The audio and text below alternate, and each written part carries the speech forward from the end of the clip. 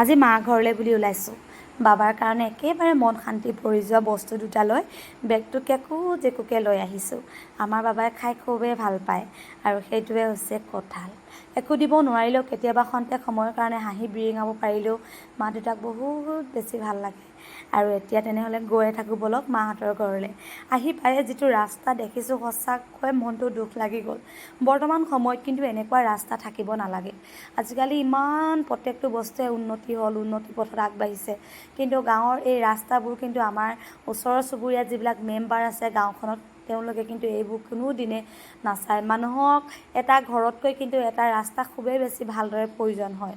চৰকাৰী ঘৰবোৰ যিদৰে একদম স্পীড দি দিছে গাঁৱে ভূঞে, সেইদৰে যদি এই ৰাস্তাবোৰো অকণমান ধুনীয়া কৰি দিয়া হ'লে চৰকাৰী পথবিলাক সঁচাকৈয়ে ভাল লাগিলে হ'লে। আমি যে আগতে ইমান কষ্টৰে স্কুল যাওঁ, এতিয়া বাৰু অকণমান বোকা কমেই হ'ল। আৰু এই চুকৰ ৰাস্তাবিলাক জব কাৰ্ড দিয়ে।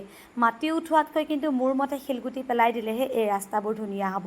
শিলগুটি পেলাই দিলে যিহেতু বোকা নহয়, আৰু মাটি পেলাই দিলে এইবছৰ অকণমান ভাল হৈ থাকিলে অহা বছৰ মাটিখিনি গুচিয়ে যায় পানীত। আৰু যেনে তেনেকৈ মাহঁতৰ ঘৰলৈ বুলি আহিছোঁ। বৰ্তমান আমাৰ চুকটোত মাত্ৰ 4 ঘৰ মানুহে আছে। আগতে ইয়াত 8-9 ঘৰ আছিলে। ৰাস্তাৰ অসুবিধা, ল'ৰা ছোৱালীবোৰ স্কুল যাবলৈ ইমান যে কষ্ট হয়, সেই হেতুকে এই ঠাইখিনি এৰি থৈ গুচি গ'ল। আৰু আমাৰ মাহঁতৰ যিহেতু নিজা ঠাই নাই, বেলেগকৈ মাটি নাই, আৰু এই পুৰণা ঠাইখিনি মাহঁতে এৰিব নোখোজে। সেইকাৰণে প্ৰত্যেক দিনাই এই বোকাখিনি গছকি গাঁৱৰ মাজেৰে দোকান চোকান কৰিবলৈ আহে বাৰিষা দিনকেইটাত। আপোনালোকে দেখিয়ে হয়তো ভাবিছে ভৰিটো দিব পৰা অকণমানো ঠাই নাই। এইবোৰ কিন্তু সঁচাকৈয়ে গাঁৱৰ মেম্বাৰবোৰে দেখি নাপায়। আচলতে এইবোৰ গাঁৱৰ মেম্বাৰে দেখাই দিলেহে চৰকাৰখনে ওপৰত দেখিবলৈ পায়। আৰু যেনে তেনে কৰি মাহঁতৰ ঘৰখন পামগৈ আৰু। এতিয়া আহি পালোহিয়ে মাহঁতৰ পদূলিখন। আৰু যিহেতু বানপানীৰ সময়ত মই মাহঁতৰ ঘৰলৈ আহিব নোৱাৰিলোঁ, মোৰে যিহেতু ধান ৰুই থকাৰ সময় হৈছিলে, আৰু আজি আহি পায়ে ডাইৰেক্ট বাহিৰতে যিহেতু টিউবৱেলটো আছে, নদীখন ওচৰত পোৱাহি দেখি এই ঘৰটো ইয়াৰ পৰা ভাঙি বেলেগত মাহঁতি বনাইছে। আৰু অন্য মাটি বাৰীও নাই যে মাহঁতি দূৰলৈ গুচি যাব, কিয়নো মাহঁতৰ চোতালতে আছে কুন্দিল নদীখন। আৰু এয়াই হৈছে কুন্দিল নদীখন, ইমান ওচৰতে আছে চাওকচোন।